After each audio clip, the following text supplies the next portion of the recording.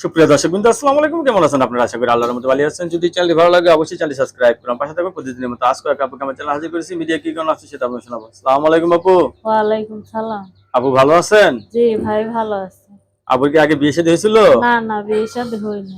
এখনো বিয়ে হয় নাই? না, বিয়ের তাহলে জন্য আসে ভাই, যৌতুক চায় 2 লাখ 1 লাখ টাকা। কোথায় যৌতুকের থেকে কারণে পাবো? বিয়ে হচ্ছে না? হ্যাঁ, ফ্যামিলিতে বাবা মা ভাই বোন কেউ আছে নাকি একাই থাকেন? বাবা মা চলে গেছে ভারতে। আপনি কি শুধু বাংলাদেশে দাদি থাকেন? আছে। হ্যাঁ, কি কাজ করেন আপনি? আমি মাদ্রাসা রান্না বান্না করে দিই। মাদ্রাসা রান্না বান্না করেন। তো এখন তো আপনার যে বয়স, তাহলে অনেকের বউ চলে গেছে, বউ মারা গেছে, এরা যদি আপনাকে বিয়ে করতে চায় সমস্যা নাই, বিয়ে বসবো। রাজি আছেন? হ্যাঁ। রান্না বান্না করতে পারেন তো? জি, সবচেয়ে ভালো রান্না করেন কি আপনি? সবচেয়ে ভালো রান্না মাংস।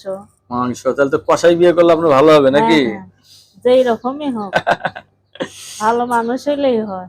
দর্শক, এই আপুর কথাগুলো শুনলেন। আপুর যৌতুকের কারণে এতদিন বিয়ে হচ্ছে না। যৌতুক ছাড়া যদি বিয়ে করতে চান আপুর সাথে কথা বলতে পারবেন, ঠিক না? জি।